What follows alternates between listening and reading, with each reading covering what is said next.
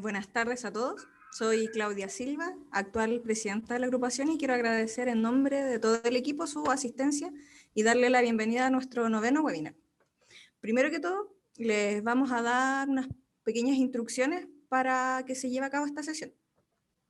Les pedimos que durante toda la charla de la doctora Merino mantenga sus micrófonos y sus cámaras apagadas. Al final de la sesión se dará un espacio para que puedan realizar sus preguntas, las cuales deben ser escritas a través del chat. El ISSB Regional Student Group es un grupo de estudiantes de pre y posgrado, postdoctorado y asistentes de investigación que trabaja por hacer difusión de la bioinformática, biología computacional y ciencia en Chile, bajo el alero de la Sociedad Internacional de Biología Computacional. Desde el año 2015, fecha en que fue fundada nuestra agrupación, hemos realizado simposios, workshops, distintos tipos de actividades con el fin de acercar esta disciplina a la sociedad chilena. En esta ocasión, nuestra invitada es la doctora Gabriela Merino. La doctora Merino es bioingeniera, magíster en estadística aplicada y doctora en ciencias de la ingeniería de la Universidad Nacional de Córdoba. Su línea de investigación está centrada en el desarrollo de algoritmos inteligentes para inferir la función de genes y sus isoformas a partir de la integración de datos, y su trabajo además incorpora tecnologías de secuenciación. Actualmente es investigadora postdoctoral en el Instituto de Investigación y Desarrollo de Bioingeniería y Bioinformáticas, IBB CONICET UNE, de la Universidad Nacional Entre Ríos de Argentina. Démosle la bienvenida a la doctora con su charla titulada Modelos de Deep Learning para predecir funciones de proteínas mediante la integración de datos. Muchas gracias, Claudia. A ver, ahora voy a iniciar a compartir la pantalla.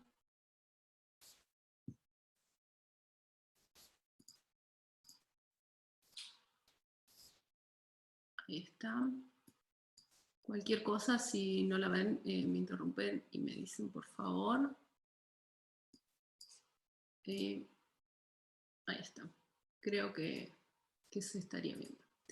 Bueno, sí, perfecto, muchas gracias. Como Claudia dijo, gracias. Como Claudia dijo, bueno, la charla que les voy a presentar hoy es parte de mi proyecto postdoctoral que estoy llevando a cabo. Les voy a contar un poco acerca de los modelos de Deep Learning que estamos desarrollando para predecir las funciones de proteínas mediante la integración de datos obtenidos de múltiples fuentes. Este trabajo se llevó a cabo en colaboración con investigadores de distintos institutos, el IBB, que es el instituto donde yo trabajo formalmente, el SINC, que es un instituto también de CONICET, doble dependencia, CONICET UNL, y el IBI-MBL. Esperen que... Ahí está.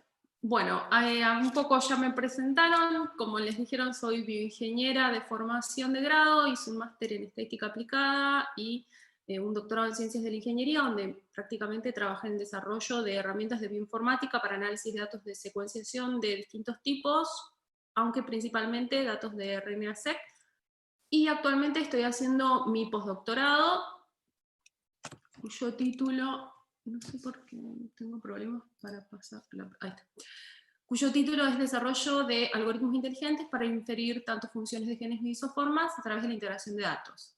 Este proyecto me dirige la doctora Georgina Stegmaier del Instituto del SINC, CONICET UNL, y mi codirector es de mi mismo instituto, es el doctor Víctor Casco. Particularmente este proyecto les mencioné que había sido llevado a cabo también con gente del IBI y MBL, porque es un proyecto que desarrollé en el marco de una estancia de investigación que hice entre fines del año pasado y principios de este año, gracias al proyecto Cabana, en el grupo de la doctora María Jesús Martín, el Protein Function Development, que pertenece a UniProt. Bien, vamos a comenzar con el trabajo. Entonces, ¿por qué necesitamos predecir automáticamente las funciones de proteínas? Hoy en día, cuando uno necesita obtener información acerca de proteínas y de sus funciones, lo que hace es consultar base de datos, y dentro de las existentes, digamos que la más conocida y la más consultada es UniProt. Ustedes en UniProt pueden acceder y pueden buscar, ya sea a partir de un nombre o para un organismo o a partir de una secuencia, acceder a distinta información, ya sea el nombre de la proteína, la secuencia que tiene, las funciones que tiene asociadas, o incluso las localizaciones subcelulares a donde lleva a cabo sus funciones cada una de estas proteínas. ¿De dónde surgen estas anotaciones que ustedes pueden consultar en la base de datos? Básicamente de dos vías alternativas. Una de ellas es a través de la generación de información de alta confiabilidad mediante el trabajo que llevan a cabo un grupo de curadores, curators, que son personas que básicamente su trabajo consiste en analizar ya sean publicaciones, experimentos y todo lo que sea, toda la información que sea útil o que dé soporte a la existencia de una proteína y una función, de manera tal de validar esa información, ¿sí? Por lo tanto, las anotaciones que generan estos curadores son de alta confiabilidad, ¿sí? Y por otro lado, también existe en forma paralela un conjunto de modelos automáticos que en forma, justamente, valga la redundancia, automática, asignan funciones a las proteínas mediante algoritmos que fueron previamente construidos, ¿sí? Pero ¿por qué nosotros necesitamos reforzar o mejorar estas predicciones en forma automática? Básicamente porque desde el año, bueno, ya desde los años 2000, donde empezaron a surgir todas las tecnologías que permitieron develar un mayor número de secuencias, ya sea por secuenciación de ADN, secuenciación de ARN, e incluso tecnologías que permiten identificar las proteínas, secuencias y sus estructuras, la cantidad de datos que se encuentran disponibles ha superado ampliamente a la cantidad de experimentos que validan esos datos, ¿sí? Entonces, para poder acortar esta brecha, o necesitaríamos contratar a millones y millones de curators, de personas que deberían llevar a cabo ese trabajo, o justamente lo que necesitamos es desarrollar algoritmos que permitan hacer estas predicciones en forma automática, pero con la confiabilidad o con la precisión que tienen las anotaciones que se generan mediante los curators, ¿no? Bien. Entonces, el objetivo de este trabajo, como les dije, es desarrollar un modelo de anotación automática.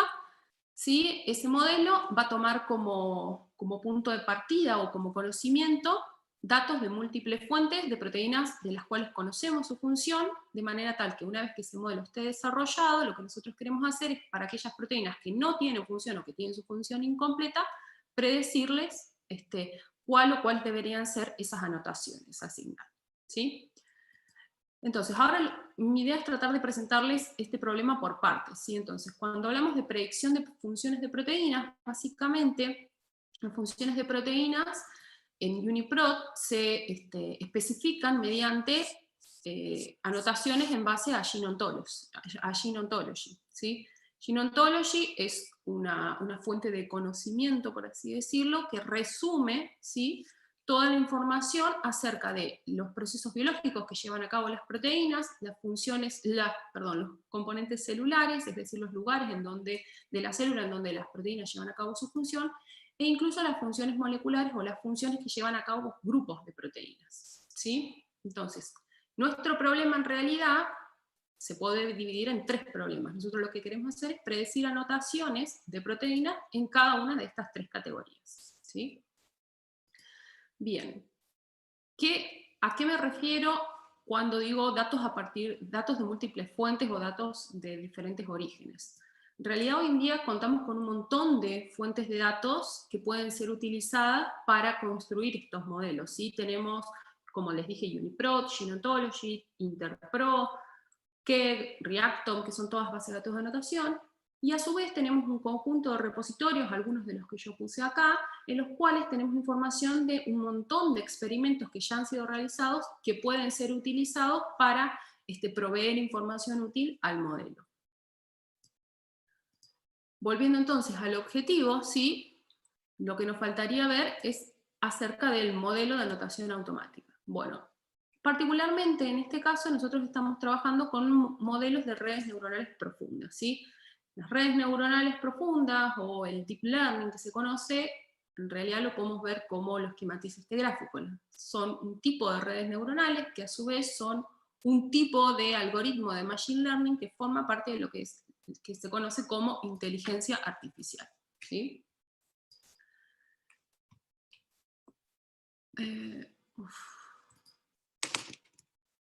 Bien, entonces, cuando hablamos de Machine Learning, ¿a qué nos referimos? Bueno, Machine Learning, como les dije, es una aplicación o un subconjunto de la inteligencia artificial que le provee a los sistemas esta capacidad de poder aprender automáticamente una tarea y mejorar la forma en que llevan a cabo esa tarea a partir de la experiencia, evitando la necesidad de decirle la forma en que debe llevar a cabo la tarea o ese aprendizaje, ¿sí?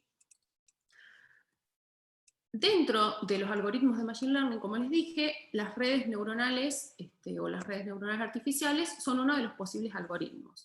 ¿Y qué son las redes neuronales? Bueno, las redes neuronales son un tipo de algoritmo que trata de simular la estructura de nuestro cerebro, pero también la funcionalidad, este sistema de interconexiones de neuronas que llevan a cabo una función, ¿sí? Cuando hay un sistema de interconexiones de neuronas, la unidad principal de una red neuronal no es más que eso, es una neurona artificial como la que está esquematizada en esta figura, que es una neurona que a partir de una entrada o un conjunto de entradas produce una salida, ¿sí? Entonces, de esta manera, una red neuronal artificial no es más que un conjunto de neuronas, ¿sí? La red neuronal clásica se caracteriza por tener lo que se conoce como 3 capas. Una capa de entradas, donde tenemos un conjunto de neuronas que reciben los datos de entrada. Acá podrían ser, por ejemplo, los datos acerca de la información de la secuencia de una proteína. Las neuronas de la capa de salida, que son las que nos proveen la información que nosotros estamos buscando, en este caso las funciones de la proteína, y una capa oculta que tiene un montón de neuronas.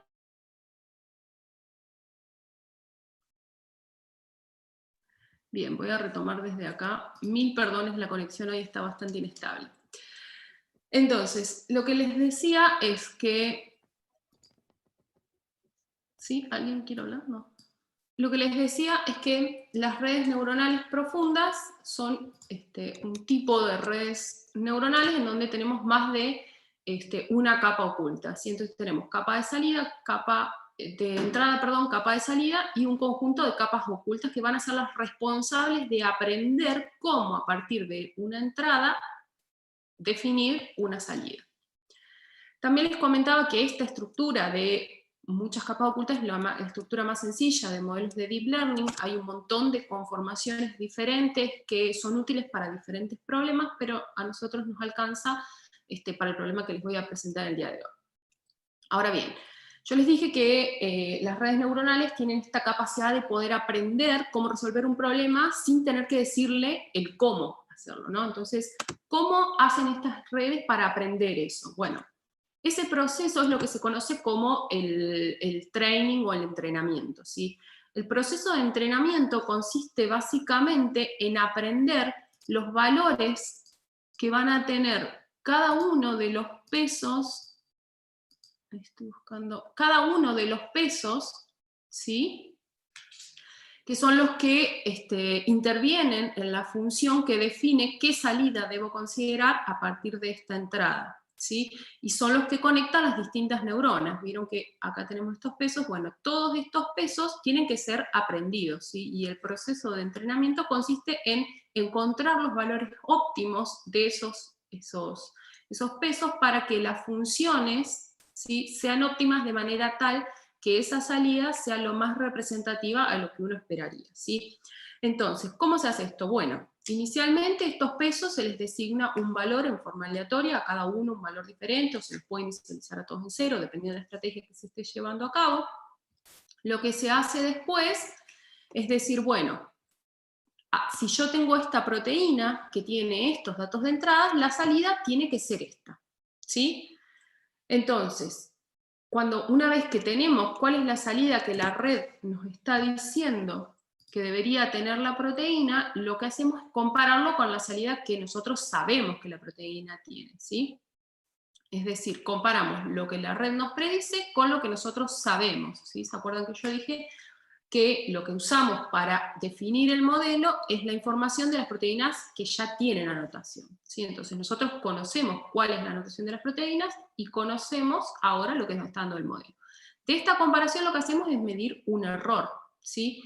Y ese error lo usamos para ajustar los parámetros de nuestra red, ¿sí? Una vez que estos parámetros están ajustados, volvemos a hacer lo mismo, le presentamos otra proteína, volvemos a generar la salida de la red, la comparamos con la salida que nosotros esperaríamos, así sucesivamente, hasta que se cumple un criterio de stop o un criterio de parada, ¿sí?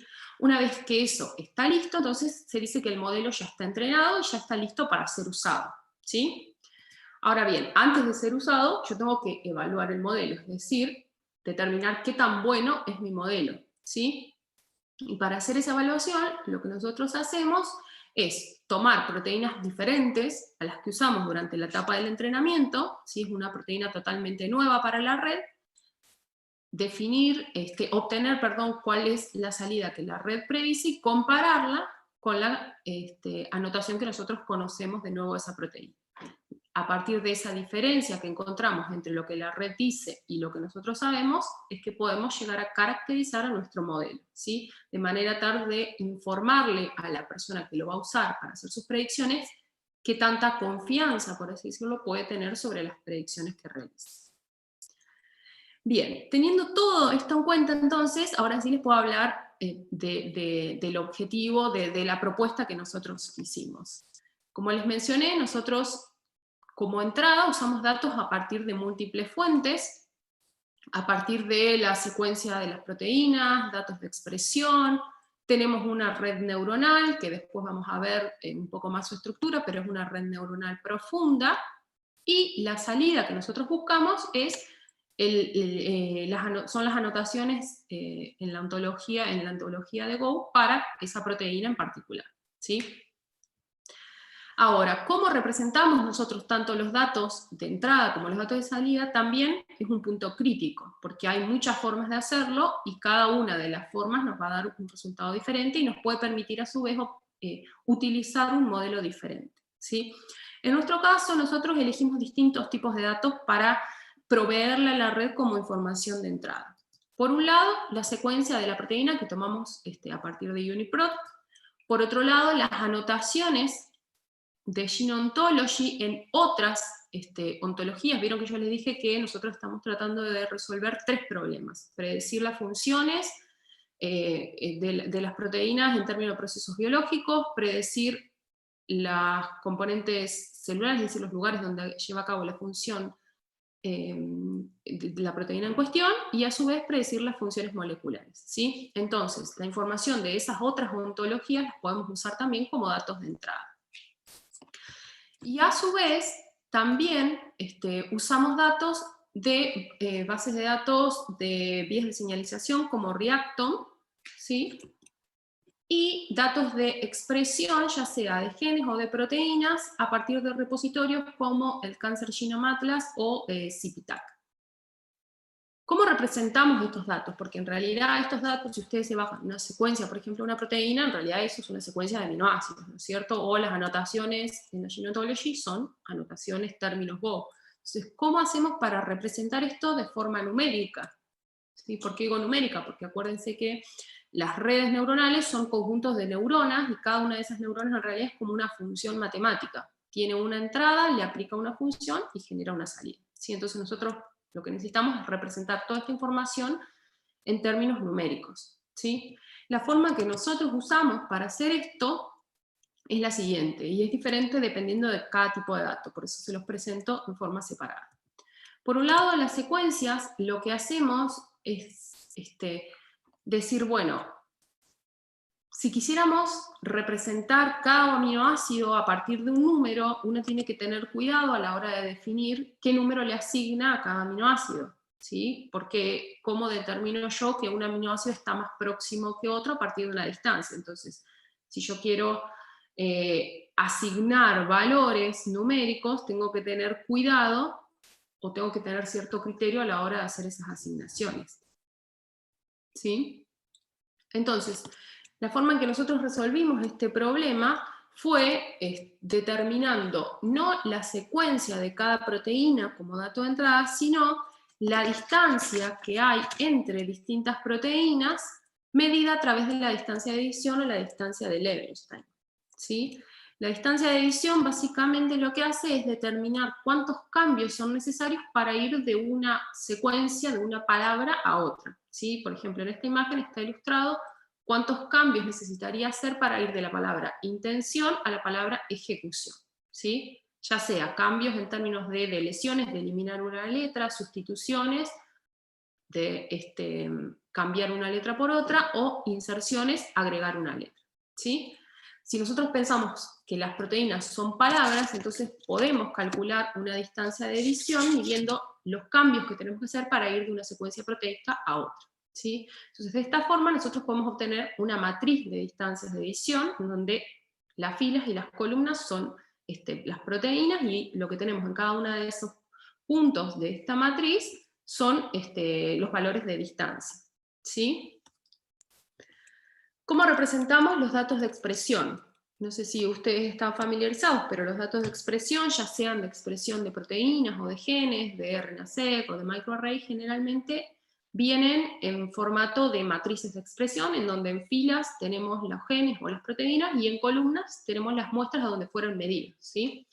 Entonces, nosotros podemos usar esa matriz de expresión, podemos hacerle alguna normalización, o siguiendo la estrategia anterior, en donde nosotros asociamos proteínas mediante una métrica, podemos definir también la correlación, ¿sí? La correlación en términos de correlación de expresión. En nuestro caso, lo que nosotros hicimos fue justamente eso. Entonces, por un lado tenemos la matriz de distancia de edición entre proteínas, y por otro lado tenemos la matriz de correlación en base a la expresión, ya sea de genes o de proteínas.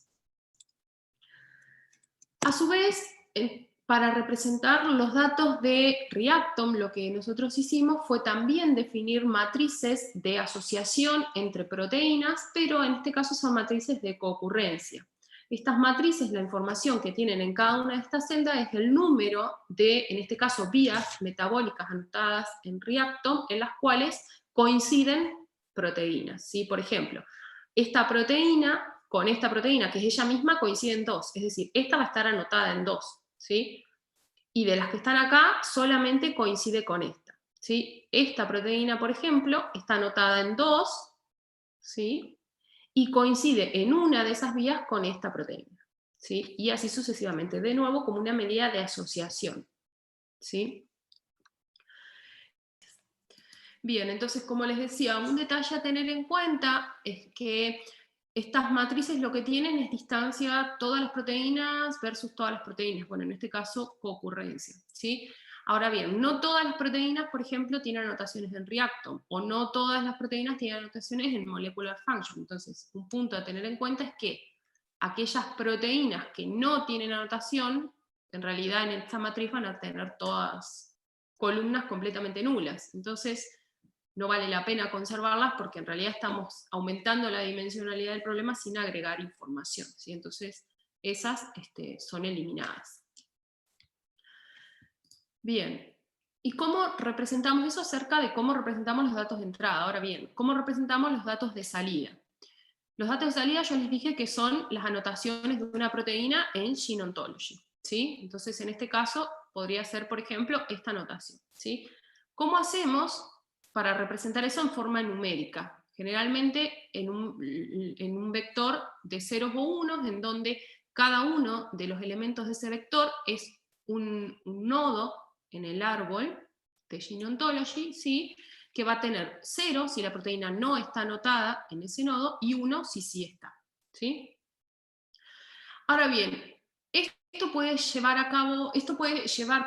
a tener una salida que sea demasiado grande, ¿sí? Porque, por ejemplo, para procesos biológicos podemos estar hablando, no sé, de 20.000 términos, 30.000 términos, ¿sí? Entonces tendríamos un vector de salida de 30.000 términos, ¿sí? Lo cual es bastante grande. Entonces, lo que nosotros hicimos para atacar este problema fue dividir este vector de anotaciones en 4, ¿sí? En función de la profundidad que tienen esos términos en el árbol, en la estructura, ¿sí? De manera tal que tenemos por un lado los nodos menos profundos, pero los más frecuentes, ¿sí? Los más genéricos, y por otro lado los nodos más profundos, que son los más específicos y que suelen ser los de mayor interés, ¿sí? Porque es donde está la especificidad de la proteína. Entonces, ahora sí, teniendo todo esto, los modelos que nosotros estuvimos entrenando son los siguientes. Por un lado, el modelo más sencillo tiene como entrada la matriz, digamos, la información tomada a partir de la matriz de distancia de secuencias en las proteínas, ¿sí? Entonces, a partir de esa entrada, lo que hace este modelo, lo que permite es predecir cuál sería el conjunto de anotaciones para una proteína, pero en forma gradual, ¿sí? De manera tal que la capa de salida en realidad es el conjunto de anotaciones más profundas, ¿sí? Y las capas anteriores a la capa de salida, que son capas ocultas y que se aprenden durante el entrenamiento, están siendo ajustadas de manera tal de representar la estructura en el árbol de la Gene Ontology, la estructura superior, ¿sí? Entonces, este es el modelo más sencillo. Yo les dije que lo que hacemos es tratar de integrar datos de múltiples fuentes, ¿sí? ¿Cómo complejizamos esto? Bueno, agregando distintas entradas, ¿sí? Otra entrada que podemos agregar es la concurrencia en las categorías, en las otras ontologías, perdón, de Gene Ontology, ¿sí? Entonces, por ejemplo, en este caso, si nosotros estamos tratando de predecir las anotaciones de una proteína en cuanto a procesos biológicos, podemos usar la información de las anotaciones que esa misma proteína tiene en funciones moleculares o en cellular component, en componentes celulares, como entrada a la red, ¿sí? También podemos añadir información acerca de la matriz de concurrencia en Reactome, ¿sí? También podemos tratar de incorporar al modelo o de ayudar al modelo en el aprendizaje diciéndole cuáles son las vías en las que esa proteína participa, que también participan otras proteínas. Y también, por supuesto, podemos agregar la información a partir de los datos de expresión, ¿sí? Entonces, este sería el modelo más complejo que nosotros evaluamos y los otros, cada uno, un modelo un poco más simple, ¿sí? La estrategia experimental que nosotros seguimos en una primera etapa fue empezar por como en realidad este proyecto yo lo empecé el año pasado y no venía trabajando en el proyecto, sino que fue un proyecto empezado bastante de cero, digamos. Lo que hicimos primero fue atacar el problema, digamos, considerando un organismo de genoma pequeño, por así decirlo, y bastante curado, como es Saccharomyces, ¿sí? En la planificación también tenemos en cuenta llevar a cabo el mismo proceso, ya sea con organismos un poco más complejos como E. coli o incluso como nuestro organismo, ¿no es cierto?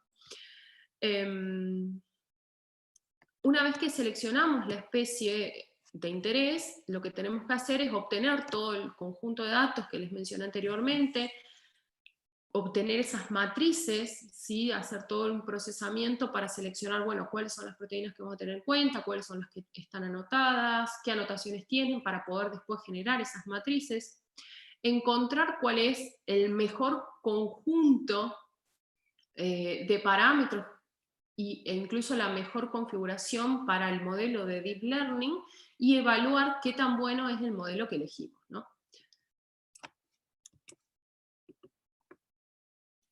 Para un detalle es que a la hora de hacer, digamos, la evaluación de nuestro modelo, la red neuronal en realidad no nos va a devolver un vector de ceros o unos, que es el que nosotros usamos para representar las anotaciones, sino que lo que genera es un vector numérico con valores entre ceros o unos, ¿sí? Entonces es necesario definir a priori o a posteriori un valor de umbral a partir del cual estos valores se van a considerar unos. ¿Sí? Por ejemplo, si yo dijera este t es 0,5, entonces los valores mayor o iguales a 0,5 van a ser considerados como 1 y los menores 0. ¿Sí?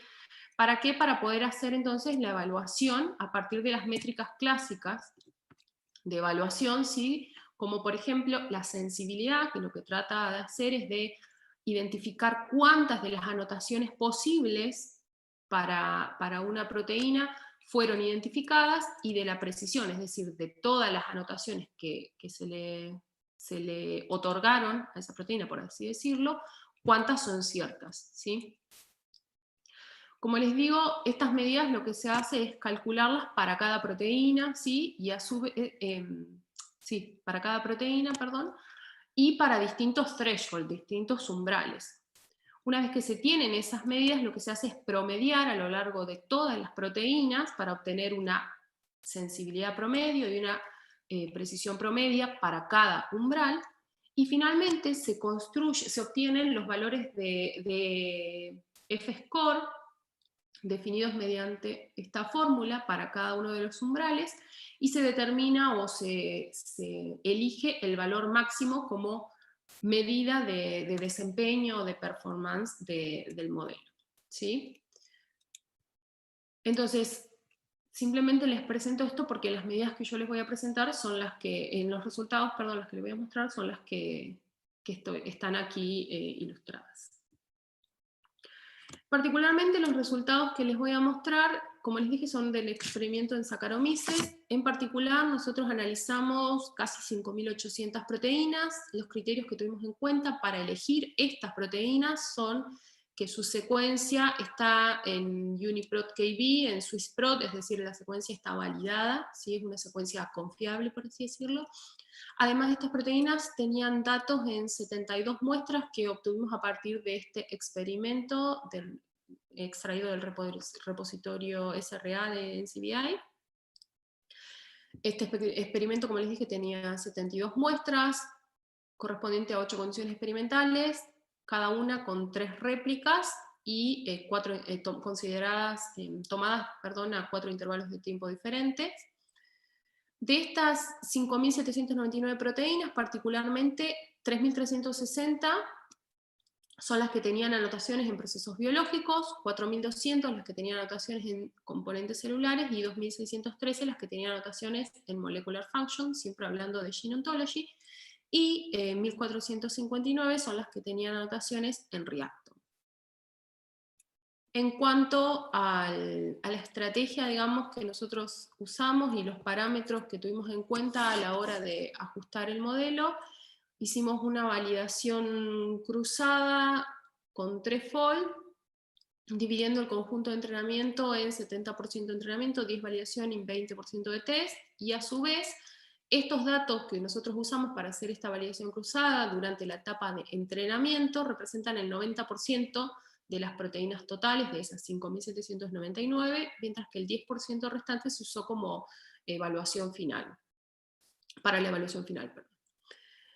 En cuanto a la red, esto ya es un poquito más técnico por ahí para los que están un poquito más sumergidos en redes neuronales y particularmente en Deep Learning. Nosotros hicimos early stopping para seleccionar el número de épocas adecuado. El tamaño del batch que elegimos fue 16, entre un montón de tamaños que fuimos probando.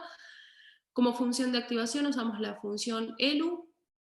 Usamos dropout, como mostré en las gráficas anteriormente, con una probabilidad de dropout de 0,25. Usamos la binary cross entropy como criterio de pérdida y ADAM como estrategia de optimización. Ahora les voy a empezar a presentar los resultados para cada una de las subontologías de Gene Ontology, yendo del modelo que sería el más simple al más complejo, para que puedan apreciar cómo, a medida que nosotros le vamos agregando información al modelo, el modelo va aprendiendo mejor, podríamos decir, cómo predecir las funciones de la proteína, ¿sí? Entonces, en este caso, tenemos el modelo más sencillo, en donde solamente le damos información acerca de la distancia de secuencias entre proteínas, ¿sí? Estas medidas que están acá son las que les expliqué anteriormente, y el threshold es el valor del umbral en el cual se alcanzó este valor de F máximo, ¿sí? Entonces, en este caso, para molecular function, ¿sí? Cuando nosotros usamos solamente la información a partir de secuencia, el valor de F máximo fue 0.38 o 38%. Cuando nosotros agregamos la información de concurrencia de proteínas en las otras categorías de Gene Ontology, en procesos biológicos y en componentes celulares, fíjense cómo se incrementa ese valor de F máximo tanto por un incremento en la precisión como por un incremento en la sensibilidad, ¿sí? Logrando un valor de F de 51% aproximadamente. Si nosotros a eso le agregamos información tomada a partir de las matrices de expresión, logramos incrementar un poquito el F. No hicimos ninguna prueba estadística para ver si este incremento es significativo, pero lo que observamos fue que ese incremento se debió principalmente por un incremento en la sensibilidad y no en la precisión, que incluso respecto del modelo anterior está reducida, ¿sí? Ahora, ¿qué pasa cuando nosotros entrenamos otro modelo para predecir anotaciones de proteínas en la categoría procesos biológicos? Bueno, si nosotros usamos solamente información a partir de la distancia entre secuencias de proteínas, el F de vuelta es inferior al 40%, en este caso 34.5%, ¿sí? O 0,34. Cuando nosotros agregamos la información de coocurrencia en las otras subontologías, ese F se incrementa en más de 10 puntos, de nuevo por un incremento tanto en la precisión como en la sensibilidad.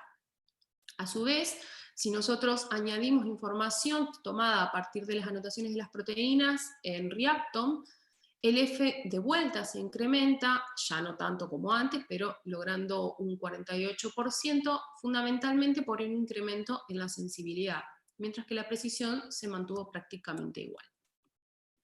¿Qué pasa con las predicciones en la subontología de componentes celulares?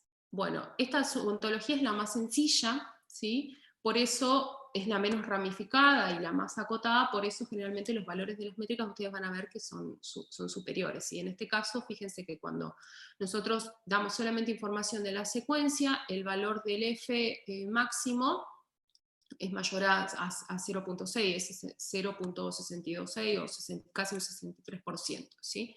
Si nosotros añadimos información de la coocurrencia de anotaciones entre proteínas en las otras ontologías, de vuelta este valor se ve incrementado, más que nada por un incremento en la sensibilidad.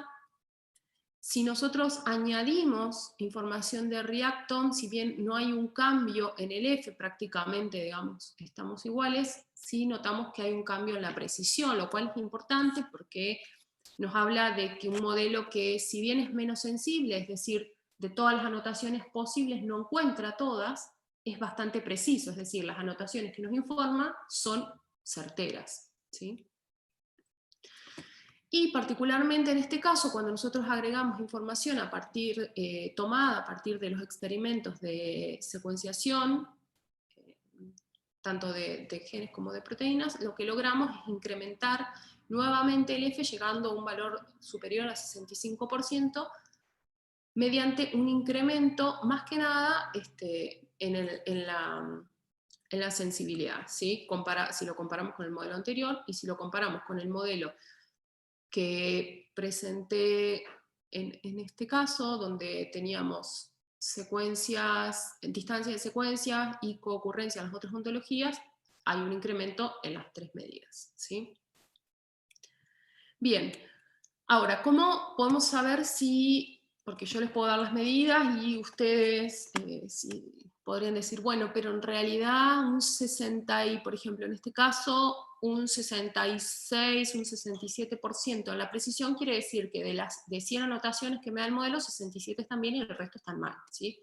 Y eso puede que no sea lo suficientemente bueno para lo que estoy buscando. Es cierto, ¿sí? Por eso es que el área de predicción de funciones de proteínas en forma automática es un área que en realidad está en continuo crecimiento y es un problema que es bastante complejo. ¿Sí? De hecho, lo que nosotros tomamos como referencia para comparar nuestros resultados son los resultados del CAFA Challenge, no sé si lo conocen, pero es un desafío, digamos, organizado por este grupo, ¿sí? Acá tienen el paper si alguno lo quiere ir a ver. Es un desafío en donde ellos dicen, bueno, me interesa que hagan las predicciones para estas proteínas, les dan un tiempo para que ustedes hagan las predicciones, las envíen, y ellos hacen la evaluación teniendo como referencia anotaciones certeras de esas proteínas, ¿sí? Es decir, que representa el estado del arte en cuanto al desempeño de los modelos para predecir funciones de proteínas, ¿sí? Y los valores que reportan en el último challenge, que fíjense que el paper es de 2019, son los que yo presento a continuación, y son los que nosotros tomamos como referencia. Si ustedes se fijan acá, por ejemplo, para funciones moleculares, perdón, la gráfica me quedó un poco pixelada. Para funciones moleculares, los valores, el valor más alto es 60 y podríamos decir 62, 63.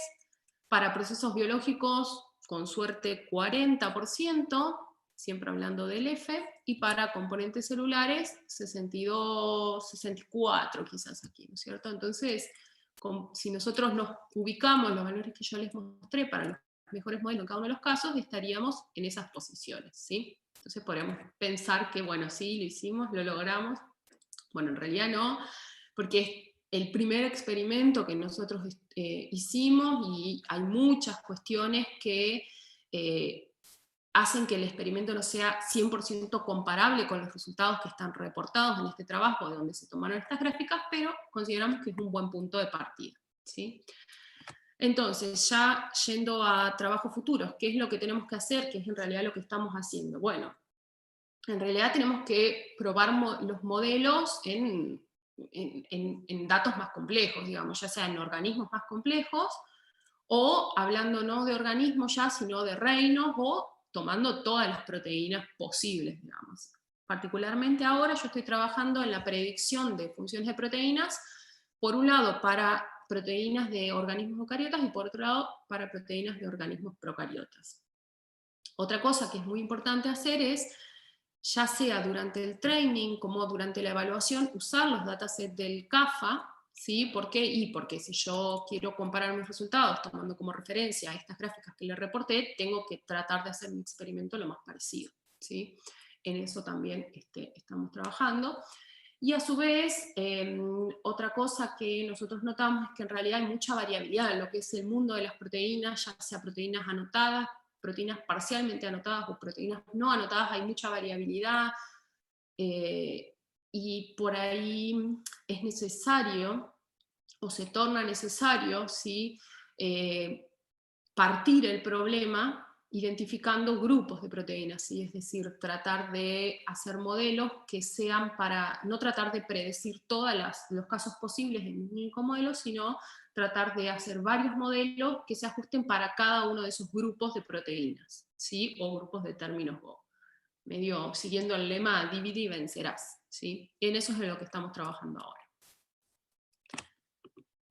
Por mi parte, quiero decirle muchas gracias tanto a la gente de RCG de Chile por la invitación, a todos ustedes que asistieron acá y por supuesto a toda la gente que ha formado parte de este proyecto. Acá nombro algunos: Georgina Stegmaier y Diego Milone del CINC, y por parte del IBI a la doctora María Jesús Martín y a Ravi Zaidi, que es con las personas con las que estuve trabajando más cercamente y con las que estoy trabajando más cercamente, y por supuesto al consorcio Cabana, que es el que me permitió la estancia allí. Y por último, obviamente, a todos ustedes por haber asistido acá. Y nada, esto es todo por mi parte. Les dejo acá una foto del lugar a donde estoy actualmente. No sé si se llega a ver el mail, pero me queda abajo del cuadrito, está compartiendo pantalla, si no lo corro, pero bueno, cualquier cosa, duda, consulta que tengan me pueden contactar y bueno, obviamente ahora estoy abierta a preguntas. Muchas gracias. Bueno, muchas gracias, doctora, por su excelente charla. La verdad es que estuvo impresionante, así que de parte de todo el equipo de la RCG Chile le damos las gracias por participar hoy día. Y nos No, llegaron muchas gracias y algunas perdón preguntas. por la conexión, perdón por los No, problemas de conexión. no son problemas que se dan en estas circunstancias, así que no se preocupe. Gracias Bueno, por su amabilidad también. Bueno, no, desde el ustedes, por favor. público, gracias. Nos llegaron las siguientes preguntas, irán en orden y bueno, las personas que tienen la mano levantada les daremos el paso después de leer las dos primeras preguntas que nos llegaron por chat. Comenzando Perfecto. entonces, la primera pregunta dice, ¿qué pasa con la performance teniendo en cuenta los distintos tipos de evidencia de la notación de Gen Ontology? Bien, en realidad, bueno, yo acá no entré en detalle, pero todo lo que nosotros para seleccionar las anotaciones que nosotros le vamos a proveer al modelo, digamos, como verdad para poder entrenarlo, en realidad no son todas las anotaciones de Gene Ontology, sino que son las anotaciones que están validadas experimentalmente o manualmente curadas, ¿sí? Entonces son anotaciones cuyo código de evidencia nos da a nosotros la seguridad de que esas anotaciones son verdaderas, o digamos cuya probabilidad de que sean verdaderas es mucho más alta, ¿sí? Ya, perfecto, muchas gracias. La segunda pregunta dice, No sé ¿han si con eso mirado? queda Sí. respondido. Bueno, en caso de que tenga más dudas, nos pueden seguir mandando comentarios por el chat. La siguiente pregunta dice, ¿han mirado qué ocurre con proteínas nuevas que no tienen similitud de secuencia con nada de las bases de datos? Particularmente no. Lo que nosotros estamos haciendo ahora, que en realidad la presentación no la armé con los resultados nuevos porque están muy crudos, pero lo que sí estamos haciendo ahora es esto que les decía de divide y vencerás. Lo que hicimos fue decir, bueno, a ver, en realidad, a grosso modo podríamos decir que tenemos 3 tipos de proteínas. Las proteínas de las que no sabemos nada, ¿sí? Que caerían en el caso de la pregunta. Las proteínas de las cuales sabemos algo, por ejemplo, puede ser una proteína que tiene anotación para componentes celulares, pero no para procesos biológicos, y nosotros queremos predecir las anotaciones en procesos biológicos, entonces para esa categoría especial no sabemos, pero algún conocimiento tenemos respecto a las otras categorías. Y después están las proteínas de las cuales ya sabemos qué anotaciones tienen, y lo que queremos hacer es agregar, digamos, enriquecer sus anotaciones, ¿sí? Entonces, lo que estamos haciendo ahora es eso, es decir, bueno, dividiendo, separando el problema y haciendo un modelo que sea específico para proteínas de las cuales no sabemos nada, que es lo más difícil, ¿no? No sé si queda Perfecto. respondido con eso. Yo creo que sí. Muchas gracias, Gabriela. Bueno, a continuación le damos entonces el paso a Gonzalo Parra, que levantó la mano para hacer una pregunta por el micrófono. Perfecto. Buenas tardes, doctora Merino. Y Buenas tardes, doctor Parra. muy linda su charla. No, qué linda charla. Yo tengo... Ay, no, casi me muero. Me molesta mucho que se haya ido internet. Estuvo muy clara, aprendí mucho. Tengo 2 preguntas. Buenísimo. Una es, vos decís más o menos que hay un 35% de cosas que no clasificás tan bien, pero eso está en el orden de lo que otros métodos del CAFA tampoco predicen. Mi pregunta sería, ok, ese 35% puede ser cualquier 35%. ¿Se fijaron qué intersección de esos 35% que más o menos todos erran, si es más o menos siempre lo mismo? Tipo, si son proteínas que están más o menos siempre en los mismos pathways metabólicos, si son proteínas que por ahí son polifunción. Digo, caracterizaron qué es lo que hace difícil ese 35% en general, es más o menos siempre el mismo. Y la otra pregunta, antes que me lo olvide, es, vos usás la edit distance para comparar en secuencias. ¿Por qué la edit distance y no, no sé, la blossom distance u otras medidas de similitud? Bien. Para que ya me voy a olvidar. La primera pregunta era...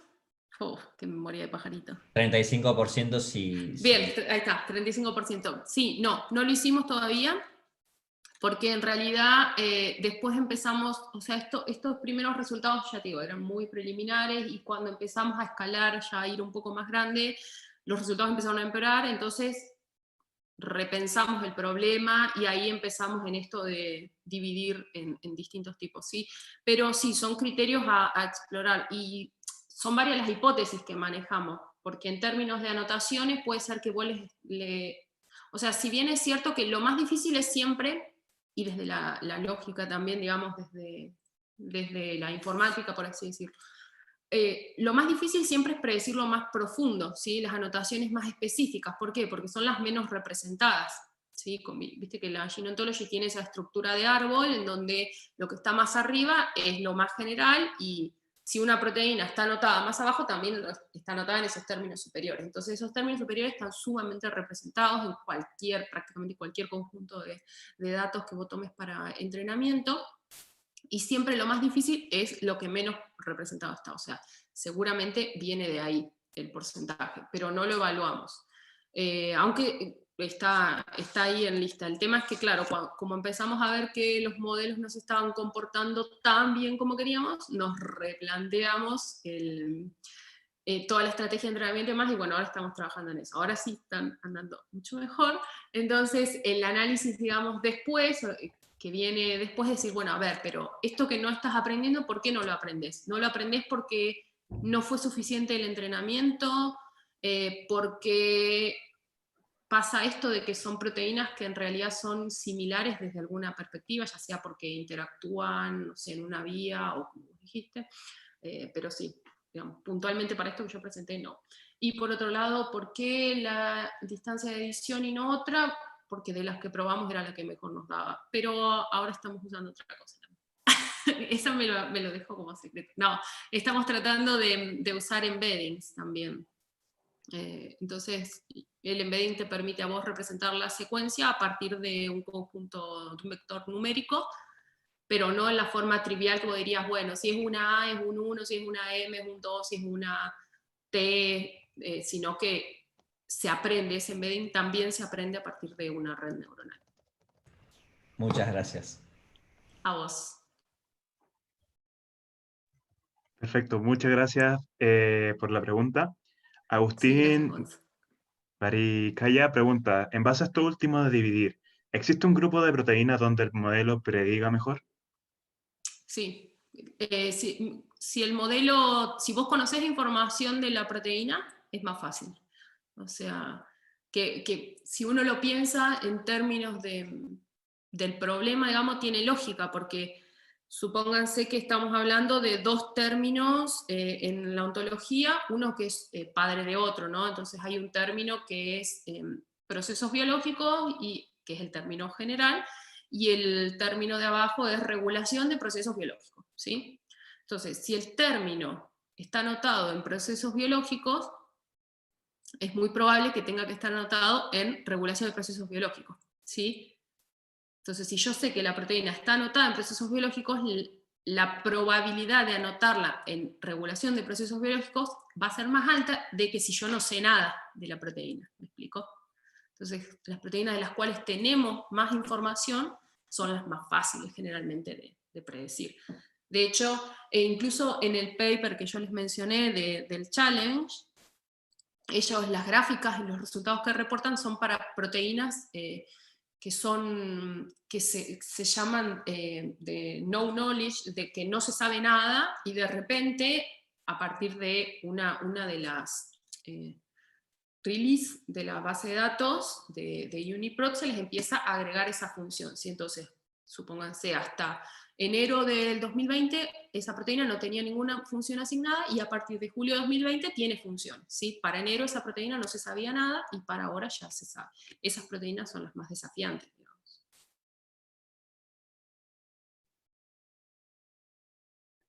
Perfecto, muchas gracias nuevamente, No. doctora. Otro de los asistentes nos pregunta, las personas que no estamos familiarizados con el desarrollo de matrices, programación, ¿qué plataformas o qué bases de datos podemos usar para aprender Deep Learning? Y yo tampoco soy bastante nueva, como les dije, empecé el año pasado con todo esto, y para aprender hay mucho material en internet, bueno, es como todo, ¿no? Hay muchos datos, no todo es información, entonces uno tiene que seleccionar, hay muchos cursos interesantes. Actualmente Coursera, vieron que con toda esta situación mundial que estamos pasando, ha liberado bastantes cursos, hay cursos muy interesantes de Deep Learning que se pueden hacer. Siempre depende también, o por lo menos a mí lo que me pasó es que depende mucho también de la magnitud del problema. Por ejemplo, yo como les dije, durante el doctorado trabajé en métodos para procesar datos de secuenciación y prácticamente de RNA-seq, ¿sí? Y eso lo hacía todo en R. El tema es que si bien R tiene herramientas para hacer Machine Learning y Deep Learning, si el problema es muy grande, si los datos son muy grandes, ya la eficiencia no es buena, entonces tuve que mudarme a Python, ¿sí? Y bueno, otra instancia más de aprendizaje, ¿no? Entonces, hay muchas alternativas, hay muchos lenguajes. Python, R, no me sale el nombre de la otra plataforma. Hay un montón. Generalmente lo que uno tiene que hacer es tratar de usar lo que ya sabe, ¿no? Pero bueno, si lo que yo sé no me es útil para el problema que tengo que resolver, no me queda otra que aprender. Muchas gracias por las recomendaciones, Gabriela. ¿Tienes tiempo para algunas preguntitas más? Nos quedan 3 en el chat. Sí. ¿Sí? Sí, yo tengo, Perfecto. no hay problema. Sí. Fantástico, muchas gracias. Bueno, otro asistente nos pregunta, para mejorar el performance de los modelos, ¿se debería entrenar las redes con más datos, usar otras estructuras de redes, o cuál sería la forma de mejorar esto? Y hay distintas estrategias, porque también lo que entra en juego es la capacidad de cómputo que uno tiene, ¿sí? Porque si uno piensa en, por ejemplo, los datos que yo les mencioné, estos del CAFA, el conjunto de entrenamiento son 67.000 proteínas, entonces son 67.000 datos, ¿sí? Y la cantidad de términos biológicos diferentes a predecir son más de 25.000, ¿sí? Entonces, eso ya les da una idea de la dimensionalidad del problema, ¿no? Entonces, las redes son muy grandes, suelen ser muy grandes, con muchas capas, con muchas neuronas en cada capa. Entonces, es también un poco de situación de compromiso. Y el problema es bastante desafiante también, porque tenemos este tema de que las anotaciones están planteadas, digamos, a partir de la ontología, que tiene esta estructura jerárquica, pero qué tan representado está cada uno de los nodos en ese árbol en el dataset de training determina también qué tan capaz va a ser la red neuronal de aprenderlo. ¿Sí? Imagínense que haya un término que sea muy específico y que en el conjunto de training solamente 2 proteínas de las 66.000 están anotadas con ese término. No es fácil que la red aprenda y entonces ahí te encontrás con el problema de que ¿cómo hago para incrementar el conjunto de datos de entrenamiento? Y en realidad ese conjunto de datos está limitado por el número de proteínas que vos tenés con anotaciones confiables. Y el número de proteínas que vos tenés con anotaciones confiables son las que fueron anotadas, cuyas anotaciones fueron validadas, digamos, por curators, por curadores, y ese número es bastante limitado, digamos, porque es un proceso de curar los datos, ¿no es cierto? Lleva todo un trabajo bastante exhaustivo. Muchas gracias nuevamente. Bueno, Juan Valdés nos pregunta, tengo una pregunta. ¿Hay alguna razón para usar redes neuronales y no otros modelos de Machine Learning? Gracias. Sí, en realidad durante, digamos, este problema se viene trabajando hace años y se han utilizado distintos algoritmos de Machine Learning, más allá de las redes neuronales. Hay muchas estrategias que usan árboles de decisión, básicamente. La estrategia, digamos, ¿por qué usar Deep Learning? En realidad es porque te libera o te liberaría a vos la ventaja, digamos, que tiene el Deep Learning sobre los otros algoritmos de Machine Learning, es que cuando, por ejemplo, uno quiere hacer un random forest, un árbol de decisión, tiene que determinar cuáles son las features, las características que les va a proveer al algoritmo como entrada, ¿sí? Y generalmente esas features, esas características requieren de un procesamiento y requieren de una etapa previa de identificación de, bueno, cuáles son las características disponibles que tengo que puedo obtener a partir de los datos que yo tengo de estas proteínas, y además no solo tengo que determinar cuáles son, sino cuáles de ellas podrían ser útiles para el problema. ¿Sí? En cambio, los algoritmos de Deep Learning, por la estructura que tienen y la forma en que llevan a cabo su entrenamiento y demás, permiten modelar, por así decirlo, interacciones complejas entre los datos sin tener que hacerlo uno a priori a la hora de definir características. Y yo directamente idealmente yo podría decirle, bueno, estos son los valores de expresión y esta es la anotación que quiero obtener, y el modelo debería ser capaz de, a partir de esos valores de expresión, obtener características todas internamente, y hacer la predicción, ¿sí? Mientras que si uno lo hace mediante un random forest o mediante un árbol de decisión, esa extracción de características lo tiene que hacer uno a mano, digamos, y muchas veces es bastante complejo definir qué es una característica y que esa característica sea útil. Muchas gracias. Otro de los asistentes nos dice lo siguiente. Muchas gracias por la presentación, bastante interesante. ¿Esa subdivisión que mencionas al final se puede hacer por grupos de proteínas, por ejemplo, familias de transportadores SLC? Por otro lado, ¿consideras que este pipeline se puede aplicar a microRNAs y otras estructuras? Supondría que sí, pero me gustaría saber tu opinión.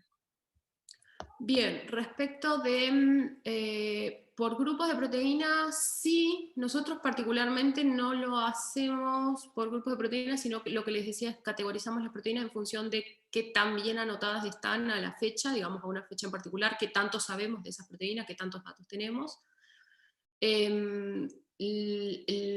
que hay que tener en cuenta, digamos, en ese punto de vista, que mientras más divido yo, más chico es el conjunto de entrenamiento que tengo para cada uno de esos subproblemas, ¿sí? Y las redes generalmente, mientras más compleja es la red, más pesos, más W tiene, entonces más datos necesito para ajustar esos valores, ¿sí? Entonces, de vuelta es una solución un poco de compromiso. O sea, yo podría decir, bueno, hago un modelo para cada uno de los términos de la Gene Ontology, pero entonces tengo que tener, no sé, 60.000, 70.000 modelos. Y tengo datos para entrenar esos 70.000 modelos, tengo tiempo y tengo capacidad de cálculo y demás, ¿no? Y por otro lado, respecto de los Mirnas, no sé si termino de entender bien la pregunta. En cuanto a funcionalidad, la verdad que no estoy muy familiarizada. Funcionalidad de Mirnas, lo que sí les puedo decir, Deep Learning, sí. Por ejemplo, en el grupo que estoy trabajando, el SYNC, está el grupo de investigación en bioinformática que lidera la doctora Stegmaier, y hay un grupo de, o sea, algunos de los investigadores están abocados a desarrollar algoritmos de deep learning para hacer predicciones de microRNAs. Así que, digamos, para ese problema se puede usar. Perfecto, muchas gracias. Gonzalo nos pregunta, dice, me quedó otra pregunta. ¿Vos evaluaste cuando aceptas o erras respecto de cosas conocidas? Ahora, ¿cómo aplicas un modelo de learning? ¿Podrá ser que clasificas funciones que están bien, pero como no se conocen, las estás tomando como que están mal? O sea, Sí. ¿estás descubriendo cosas nuevas? Sí, se entiende. Claro, porque, o sea, es cierto lo que él dice, porque, por ejemplo, yo hoy en día, yo sé que la proteína tiene como función transporte de membrana, ¿no? Pero puede ser que mi conocimiento sea limitado y que el algoritmo sea bueno, tan bueno, que me diga, no, además de transportador de membrana, capaz que digo una burrada, porque no tengo mucha base biológica, pero supónganse que esa proteína también participe en el transporte de calcio, no sé. Y esa notación de transporte de calcio no está hoy en día validada, entonces yo no la tuve en cuenta. Pero el modelo pudo aprender y me está diciendo que la tiene. Y capaz que de acá, no sé, un año, se valida esa notación y se le incorpora. Y sí, eso puede pasar. Pero, digamos, si quisiéramos medirlo, tendríamos que como irnos bastante atrás en el tiempo, sí, cosa de tener esa mirada hacia el futuro, que serían las anotaciones actuales. Pero sí puede pasar, Gonz. Muchas gracias, Gabriela. Nos queda la última pregunta. Nadia Flores nos dice, trabajé con una proteína de amiba, realicé un ligero análisis de la función molecular usando un algoritmo libre denominado cofactor y me arrojó funciones muy interesantes y similares a lo descrito para una proteína humana. Muy bien caracterizada, la proteína. Sin embargo, en cuanto al tamaño y estructura, modelo 3T, predicho, fueron muy diferentes con esa proteína. En su experiencia, ¿qué cree que ocurrió? ¿Qué podría sugerirme? La verdad, no sé si podría darle una sugerencia útil, porque, digamos, mi trabajo no es tan en casos puntuales, sino que, como ven ustedes, conjuntos de proteínas y demás. No conozco el algoritmo, por lo tanto tampoco podría decirte qué tan preciso es y no. La verdad que no soy la más adecuada, o sea, no te podría decir, no le podría sugerir nada útil, creo. Seguramente ella tiene mucho más conocimiento o sus hipótesis sobre qué podría haber pasado son mucho más sólidas que las mías. Bueno, de todas maneras se agradece, Gabriela, por la sinceridad de la respuesta. Muchas gracias. Sí, porque no le voy a mentir. Sí, claro. Está perfecto. Bueno, esta fue la última pregunta, así que a continuación va a hablar Claudia Silva, nuestra presidenta del RCG Chile. Perfecto, muchísimas gracias a todos los que preguntaron y participaron. Sí, bueno, en nombre del equipo le quiero dar las gracias a la doctora Merino por la claridad de su charla. Lamentablemente tuve problemas técnicos también y me perdí la última parte, pero la veré después en el canal de YouTube, que aprovecho de como publicidad, de contarles a todos que en nuestro canal están todos los webinars que hemos realizado. Este es el 9º, y todos los que se vayan realizando quedarán en la página o sea, en nuestro canal de YouTube. Queremos darle las gracias a la doctora Merino, nuevamente, por su excelente charla. La verdad, a mí personalmente me costó mucho entender las redes neuronales, y ella lo explicó de una manera tan didáctica y tan sencilla que fue así como, wow. Y eso, darle las gracias a todos por su asistencia, y los dejamos invitados a nuestros próximos webinars, que serán publicados en nuestras redes sociales. Eso, y muchas gracias nuevamente, Gabriela. Muchas gracias a todos ustedes por la invitación, por el espacio y por el aguante ahora durante toda la jornada, pese a los problemas. La verdad que un placer. Muchas gracias. Sí, no te preocupes, sí, es súper entendible que todos tengamos problemas por el internet. La sobrecarga en estos tiempos es muy alta, así que son detalles. Muchas gracias por tu charla. Tal cual. Gracias. La ciencia se construye con tropiezos. La ciencia se construye con tropiezos. Sí. Por supuesto. Bueno, cuídense muchísimo. Cuídense. Hasta luego. Gracias. Hasta luego.